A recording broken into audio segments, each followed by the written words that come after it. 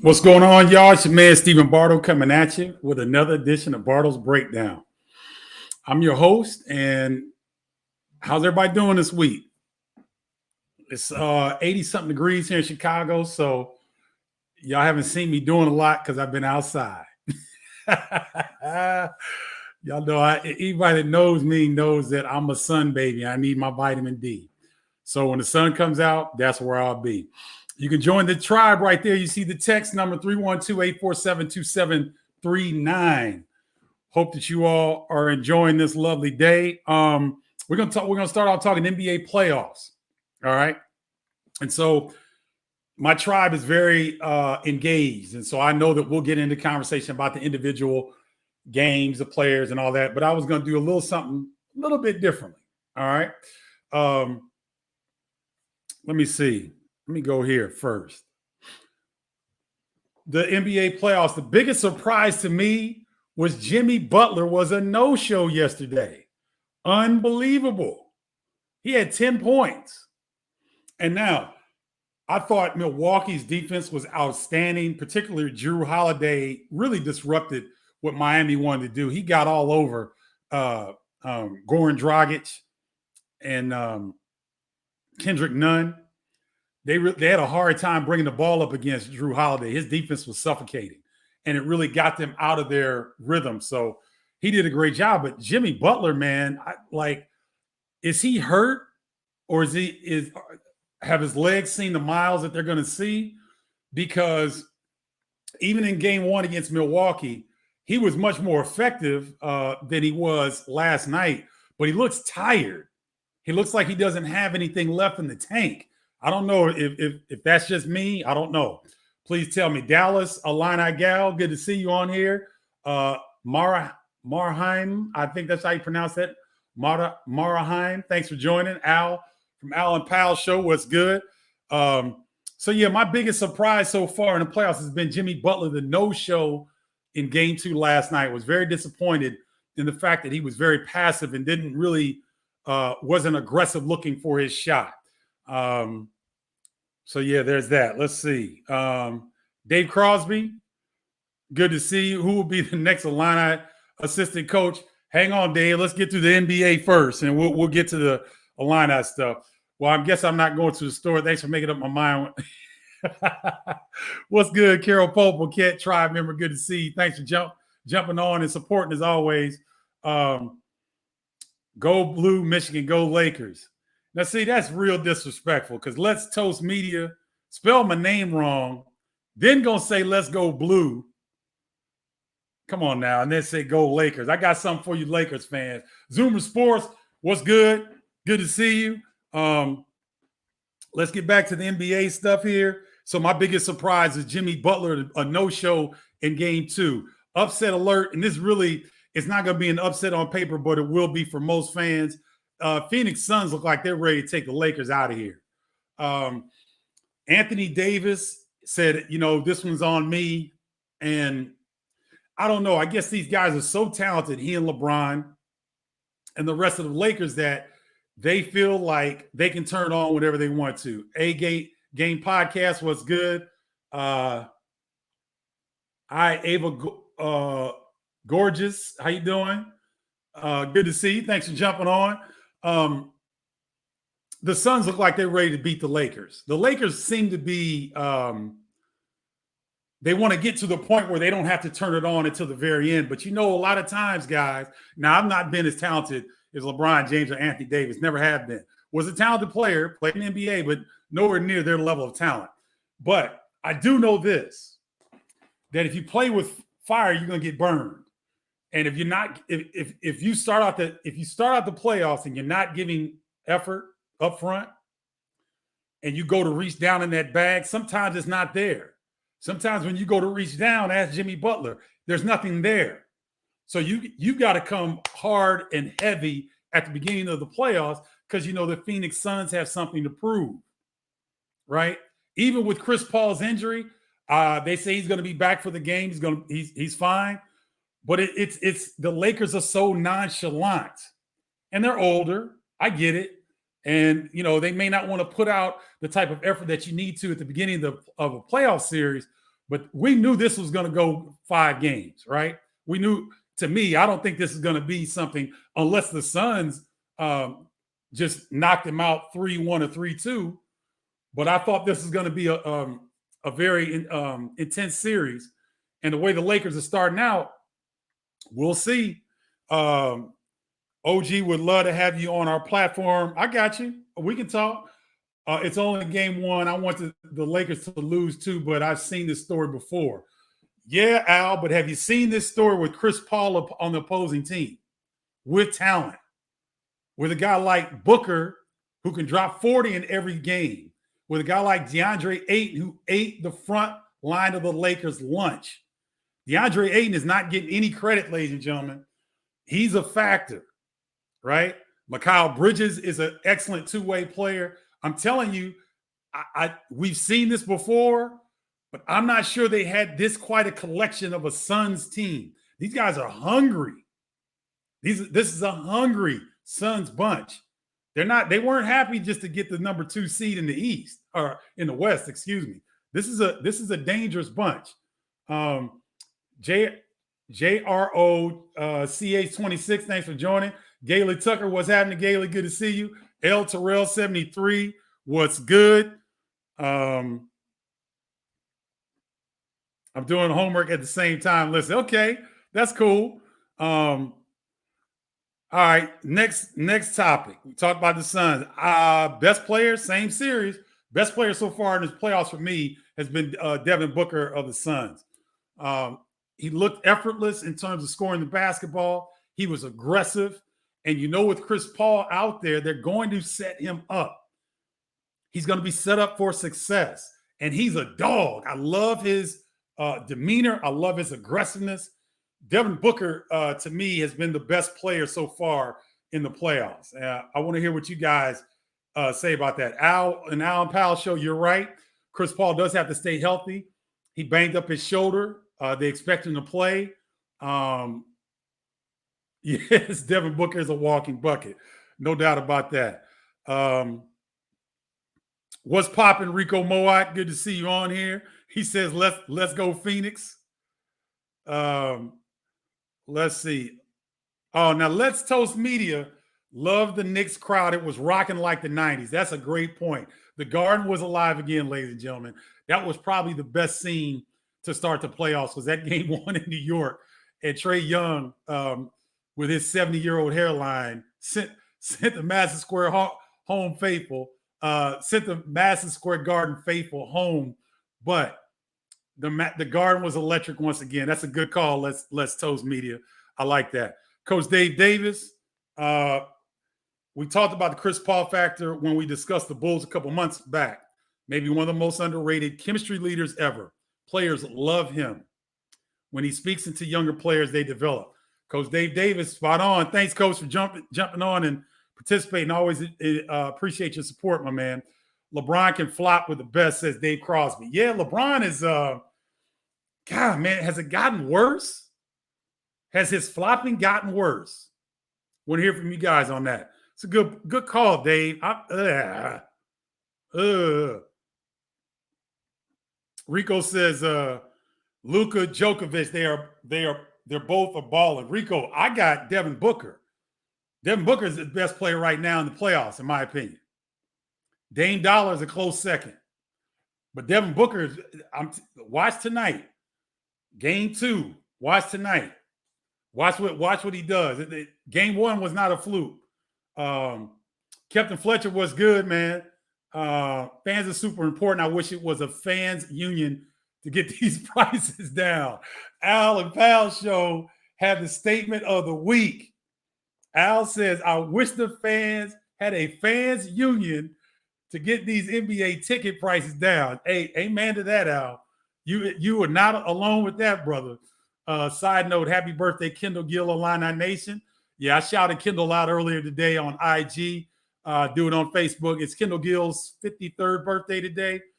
He's 53 going on 24 because he's got his 60-40 program going. He's really creating transformation in the lives of a lot of people. Doing a fantastic job. So happy birthday to my brother from another mother, my Flying Illini brother. One of the best teammates I've ever had. Love you, Kendall. Happy birthday. Cole Jess, what's up? Good to see you. Carol Paul Paquette says, I'm pulling for the Suns because of our own Illini Eddie Johnson, who is the voice of the Phoenix Suns. He's the first Illini player I remember and made me an Illini fan forever. Well said, Carol. Kevin White, what's up? Kevin White's tribe member, not happy today. D Rose got screwed. Should have won best six man this season. Well, Kevin, I get that. I thought he should have won as well. But if you think about it, the Utah Jazz went wire to wire, the number one team in the NBA. They had the best record all season. They had the best chemistry. They're the top three-point shooting team in the league. They had a lot of things going for them.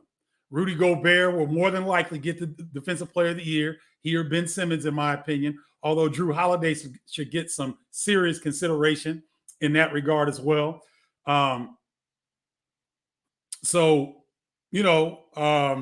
D Rose is definitely in the mix for the sixth man of the year, but the regular season dominance that the Utah Jazz enjoyed, I can understand why they went with Jordan Clarkson, because he had a heck of a year as well.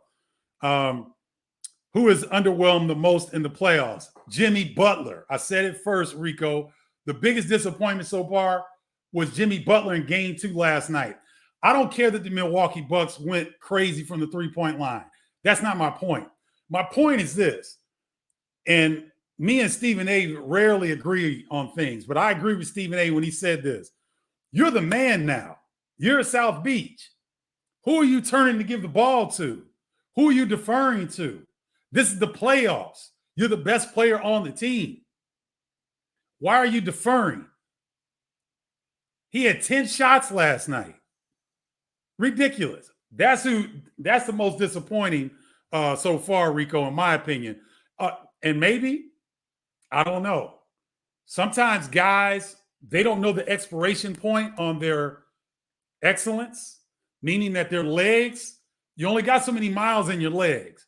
And to me last night, Jimmy Butler looked like he was ready to retire. He looked tired. He wasn't aggressive. And every time he made an aggressive move, he was really trying to get air into his lungs. That's an indication, ladies and gentlemen, that he's worn out, he's tired, or he may not have anything left in the tank. I hope not.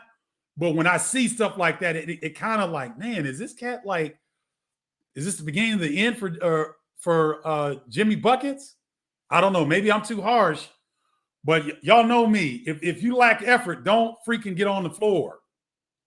You can't play this game if you don't play with effort and passion. If you don't have effort and passion, you're tired, go get a massage and watch from the sidelines. But these guys are trying to win playoff games, and y'all, the Heat got embarrassed last night. I think the Bucks went up 31 points at one point. The Heat got embarrassed. And Jimmy Butler, the way to get your engine going is even when you're down 25 or 30, don't pay attention to the scoreboard, but get yourself going, right? But we didn't see that. Thoughts, should MVP be in the playoff? What do you mean by that, El Terrell 73? Denny Baggett's 28. Thanks for joining. Let me see here.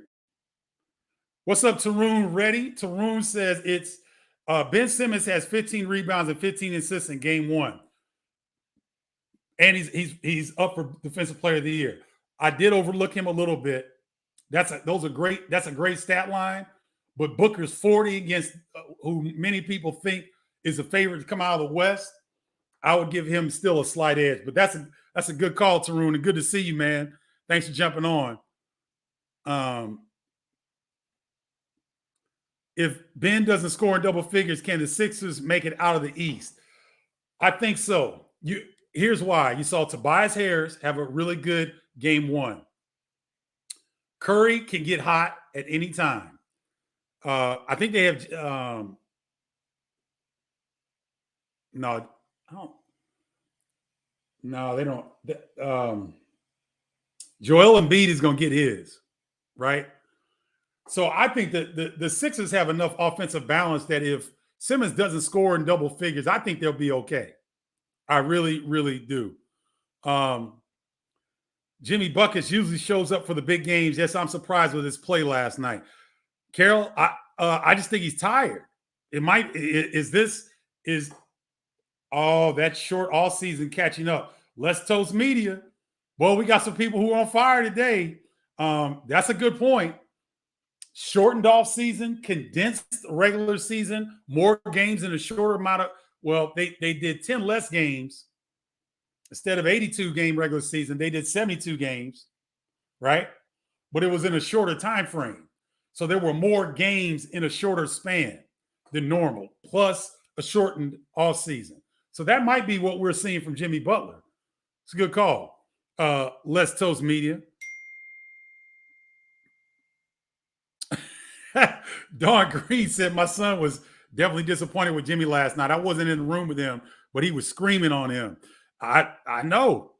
I was tripping on him too. Which player that hasn't shown up yet so far will show out? Give me a guess.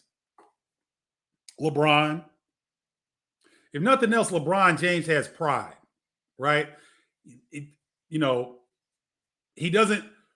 One of the many things I love about LeBron, he doesn't get frazzled. Typically after one loss, he's like, okay, let's go back to the drawing board. Let's figure out what we got to do. Let me figure out if I'm going to go with the patched in hair. I'm just going to go with the natural where my hairline's back here. When he goes natural and he forgets about all the other stuff, he starts balling. So I've seen LeBron do this. So for me, Rico is LeBron. Expect him to have a monster game. It may not matter against the Suns, but expect him to have a monster game. In my tail, 638 was good. Ernest Sully, 5. Thanks for jumping on. Can you award the MVP award to someone who didn't make it to the playoffs, i.e. Curry? So, El Terrell, I'll check on what your first name is after we get off because I'm scared to hit the button in case you all dump off. El Terrell 73 over here, y'all, on IG. She knows her stuff. And I appreciate you coming on and chiming in. That is a great question. I think the MVP award, I think the MVP award should go to a player that has their team in the playoff hunt. And Curry had an MVP season. He did. But so did Joel Embiid and Nikola Jokic. And those teams are in the playoffs. So is that fair to Curry? Maybe not, because they had a major player out all season. They had a chance to get in the playoffs. They just couldn't get past Memphis. So if Curry's should Curry be the MVP? Great question. I would say no, but he did have an MVP type regular season, if that helps. Let me see.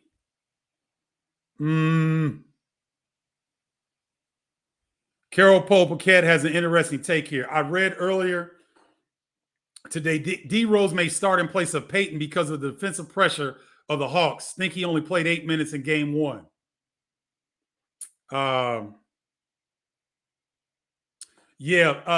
Peyton, for some reason, Thibodeau, he likes Quickly even more than he likes Elfrid Payton. But I think he likes the way that Peyton starts the game so that Rose can kind of get a sense of what's happening and then come off the bench. And then quickly does the same thing. So I don't know that, Carol, I don't know that they're going to adjust something that they've been doing all season that seemed to work pretty well. Because remember now, they lost Atlanta in game 1, but it was a last-second play by Trae Young. They were right there for that win. So it'd be interesting. Joe Stovall was good, Joe. Reading too much into a couple of road losses in the first round. Until Milwaukee wins in Miami, no need to panic. I disagree, Joe. I disagree. I think that Miami got exposed last night. Now, Milwaukee's probably not going to shoot the ball that well the rest of the playoffs.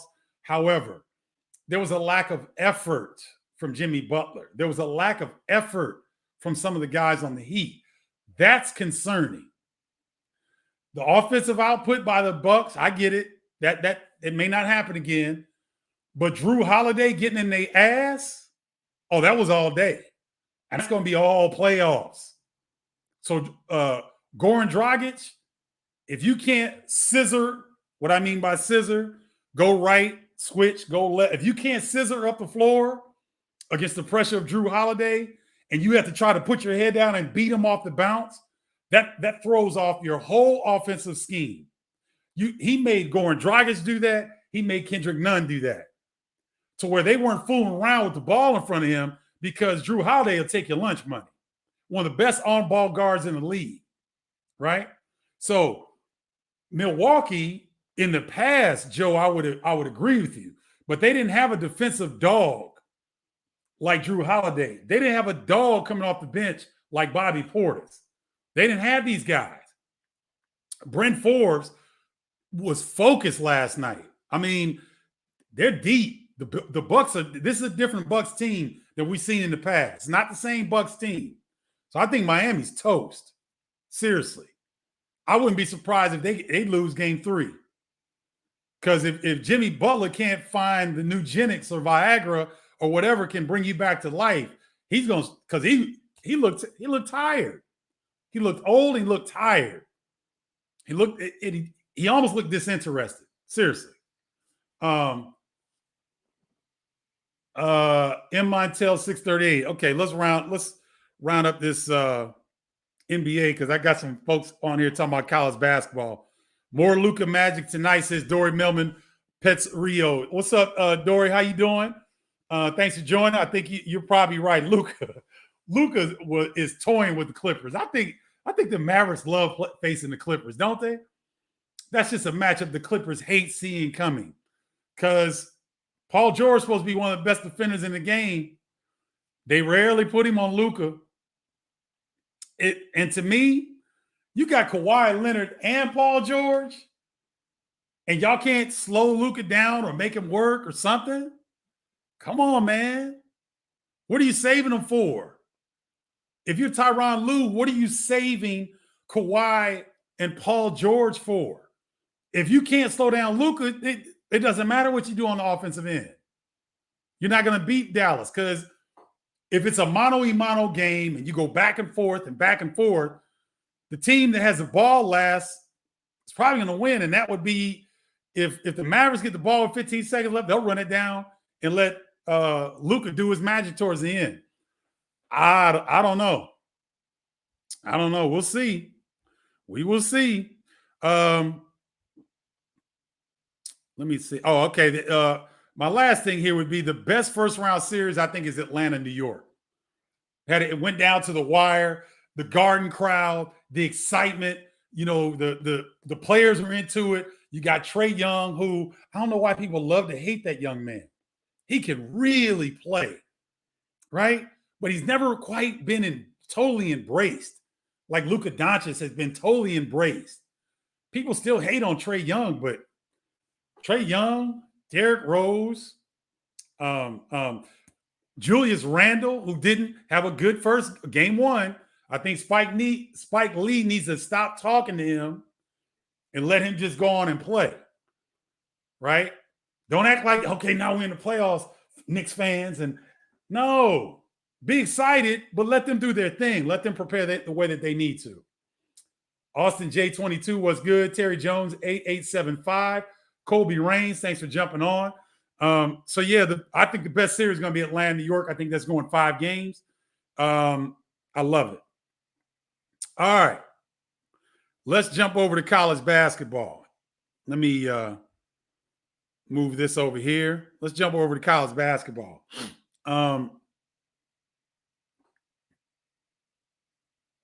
Luka, hold on. Ramon Moss has something in here. Luka plays at his own pace. He doesn't get rushed by pressure defense. So PG-13 and the Claw can't really force him into constant uncomfortable positions on the court. Ramon, that's a good point. However, Paul George is 6'8". Kawhi Leonard is 6'7". Luka Doncic is 6'7", right? So if you can't force him into uncomfortable positions, if you can't put a smaller guard to get up under him like they're trying to do with Patrick Beverley, right? Then you got to put size on him, quick size. The quickest 6'7", 6'8" defenders in the league that have offensive skill, in my opinion, are Paul George and Kawhi Leonard. The other guy that has that type of size at 6'10" that can defend like that is Ben Simmons with the Sixers. But Paul George and Kawhi Leonard are two of the best defenders at their size. So if you're not going to put them on Luka Doncic, how do you expect to beat the Mavericks? If you can't, and I don't disagree with you, Ramon. You can't put, it's very difficult to put Luka in situations where you make him rush. He's too big. If you try to get up under him, all he does is put his hip on you, spin, go the other way, or he'll give it up to a teammate. He'll go in the box, and he'll cut you up in the box.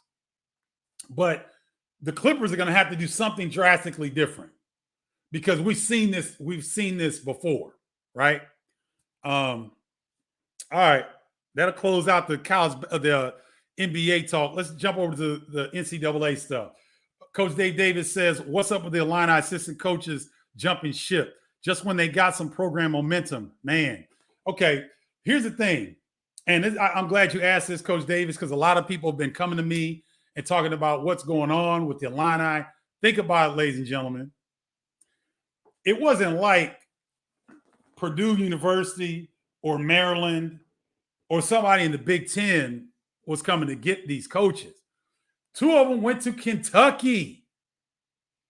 They went to Kentucky, ladies and gentlemen. Now, I'm an Illini. This is my original jersey. So if you cut me, I bleed orange and blue. But I'm no fool. Illinois is not Kentucky. Never has and probably never will be, to be honest. I'm just being frank here, right? So you lose not one, but two of your assistants to a blue blood in Kentucky. And oh, by the way, you lose your third assistant to the program that was one game away from a perfect season. They lost in a national championship game. So you lost three assistants, two to Kentucky and one to Gonzaga. So think of it this way, ladies and gentlemen. Brad Underwood did a hell of a job pulling together a staff that really got the Illini back to the upper echelon of the Big Ten, right? So hopefully Brad Underwood will be able to do the same thing with the assistants that he's bringing in. I know I think it's Coach Arnold, who was the special assistant to the head coach. I think he moved him up to an assistant coaching position. Trent Frazier, Chester Frazier, is back in the fold, former Illini. And Chester Frazier has some good experience with Bruce Weber in the Big 12. And ladies and gentlemen, if you could recruit in the Big 12, now Kansas State had a rough year this past year. But before that, Kansas State had a really good run in the Big 12. If you can recruit to compete in the Big 12, because year in, year out for the last decade or so, the Big 12 has been the best conference in college basketball. Year in, year out, who puts the most NBA players in the draft, who has the top talent overall, it's been the Big 12. Chester Frazier has success recruiting in the Big 12 to possibly the most difficult location in the Big 12. That's Manhattan, Kansas. They call it the Little Apple, right? It's about to explode in population. It's going to quadruple over the next decade because of that U.S. defense station that got knocked out off the coast of New York years ago from that hurricane. They decided to make Manhattan, Kansas, the home of that defense system. So their population is going to quadruple. So it will no longer, Manhattan, Kansas, be a very difficult place to recruit. But when Chester Frazier was the assistant coach there, it was. And he was able to not only recruit talent to Manhattan, Kansas, but he was also able to look and to project what these players could be moving forward with skill development. That's a key trait to have as a successful assistant coach at the men's basketball level, at the Division I level. Punch 311, thanks for joining. B. Houston 34, thanks for joining in. So let's hope that Brad Underwood can assemble a assistant coaching staff that is, they probably won't be as good as Stephen Gentry, who just went back to his alma mater. Let me remind you guys, that was his alma mater that came calling. Stephen Gentry was a walk-on, I believe, on the Gonzaga basketball team before he got into the coaching ranks. So when your alma mater calls, it's hard to turn that down, right? So Stephen Gentry goes back to Gonzaga. Ron Chen Coleman, Chicago native, goes to Kentucky, right? And God, why did I forget his name? It's my man too.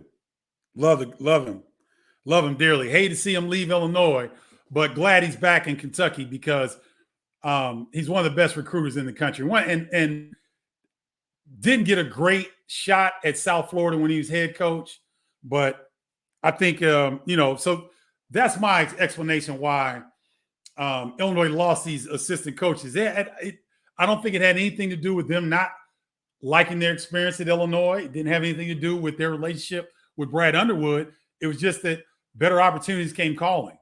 And if you Illini fans think that Illinois is a better program and or situation in Kentucky and Gonzaga, I got a bridge I can sell you. Okay. Orlando Antigua. Thank you, Houston 34. Appreciate it.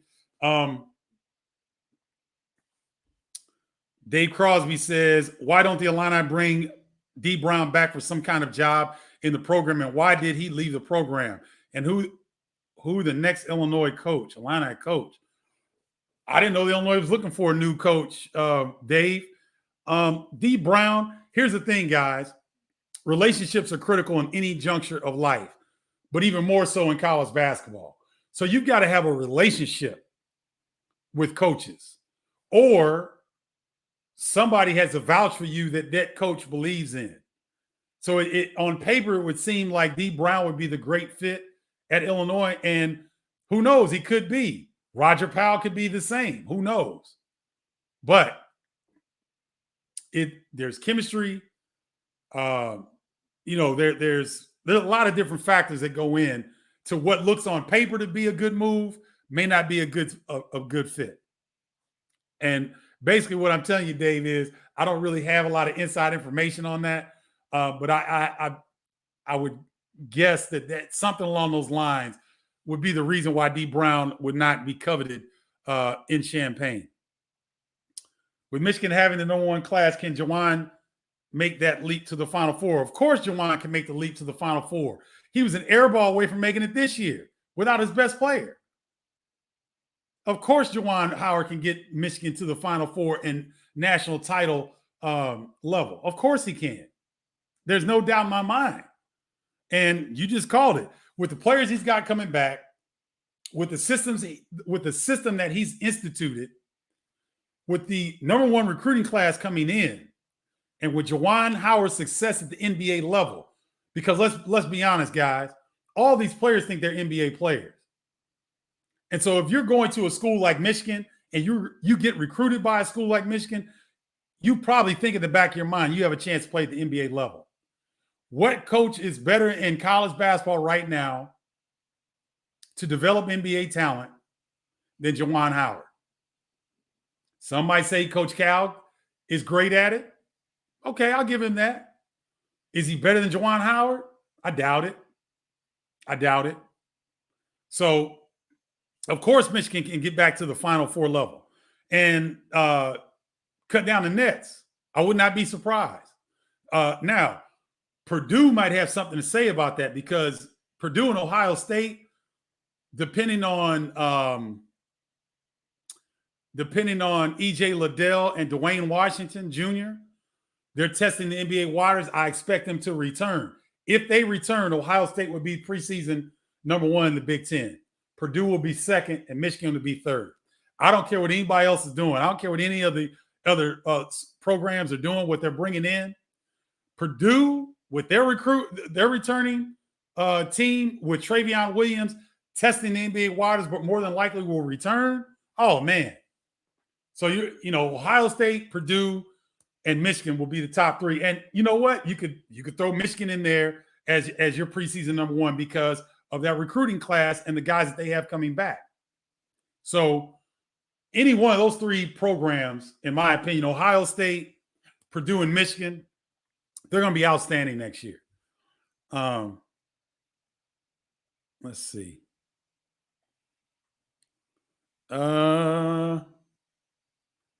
Who's the next assistant coach? Okay, sorry about that, Dave. I read that wrong. Southeast Nate, thanks for jumping on. Relationships are huge, B. Houston. The next assistant coach, I don't know. I don't get on those blogs and those boards. I don't get on those. So I haven't heard any rumors yet. But I have a feeling it's not going to be a big name splash. So Dave, if you're looking for a big name to come through, I don't want you to get your hopes up too high, because I don't know. I don't think we're going to get a big splash on this one, because if we were, I think that probably would have happened by now. I'm sure coach would get a quality assistant on his staff, someone that can more than do the job. But it's not. I want to caution you to not get your hopes up too high and thinking that it's going to be a big name that everybody will recognize. It may not be that, but Brad can coach. Underwood can coach, and so he's going to get somebody that will fill a need that his staff has. So I know that was a long, convoluted way of saying, Dave, I don't know, and I haven't really heard any rumors. So apologize for that. Lana, I need an assistant that can recruit Chicago, says B. Houston 34. I would agree with that. But who is that assistant? It was Ron Chen Coleman, probably the best recruiter in the city that can get kids out of the city. Ron Chen Coleman is probably the best. They had the best. Orlando Antigua might be the best recruiter in the country. They had him. So he's no longer there. So who else do you, as an assistant, can really get into Chicago and recruit? Right? But what's going to be interesting is Tony Stubblefield is the new head coach at DePaul. He was one of the best recruiters in the country. So now that he is based in Chicago, if he can start to get Chicago kids to rethink what DePaul basketball is and have some success, that could get interesting, ladies and gentlemen, because Stubblefield can coach and he can recruit. So that'll be interesting. All right, y'all. I think that about does it. We want to talk about the Basketball Africa League. If you want to join the tribe, the inner circle that is the Bardo's Breakdown group, we're at 670 now. Do some fun things inside the group. If you want to join the group, text me to 312-847-2739, or you can go to facebook.com/Bardos, BARDOS Breakdown. Join the fun, y'all. You on IG, thank you so much. Frost Uno, thanks for jumping on. Appreciate you all. And have a great rest of your week. I'm cutting this short because I'm about to go outside and get some of the sun, y'all. Talk to y'all later. Love you. Peace.